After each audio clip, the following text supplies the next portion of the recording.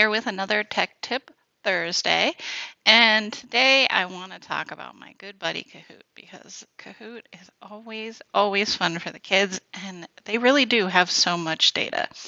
So I want to talk about what you do when a Kahoot is done. If we come over here, we have the option for reports. So if I click on reports, I can see every single Kahoot that I have ever given. I've done a lot of Kahoots in my teaching career. I've got 675 times that I've played Kahoot with a class, or I've played Kahoot, period. I'm just going to go to one of the more recent ones, this math terms, because I've been hanging out in the math room. And notice that I have all this data. I have summary, so I can see what percent they got correct. And this was like first beginning of the year. They didn't really know the terms, so I'm not surprised at these statistics. I can see what percentage people got. I can look at the specific questions and see what percentage got each question right.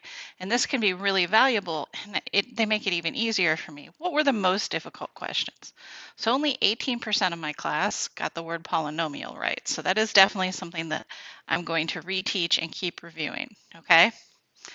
What I like even more is that I can come up here and actually click down the report and save this report to my Google Drive, and I can get this data into a spreadsheet.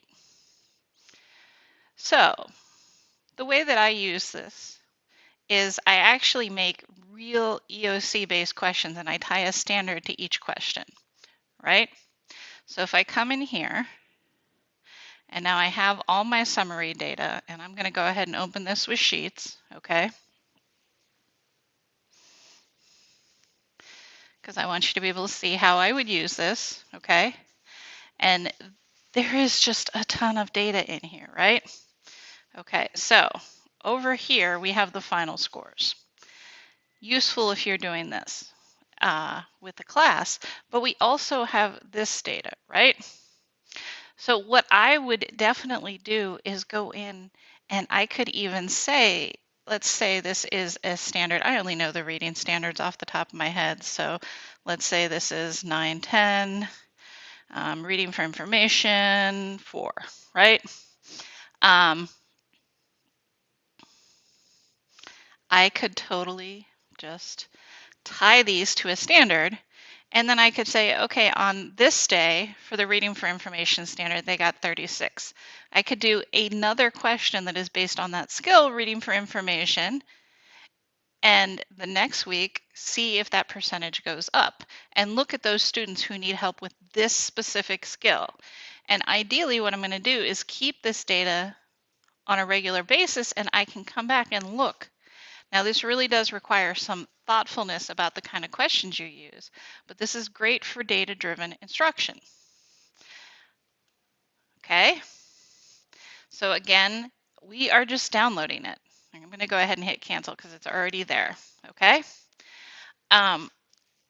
it's just so valuable, and if you really target your instruction this way, you'll really see how to fill in those areas that our kids don't know, right? Because we don't have time to teach the things they already know. So what are the things they don't know? Let's make the standards based on that and teach those things. Anyway, I hope this gives you some inspiration and you can think about how to use data to drive your instruction. And I'll be back next week with more tech tips.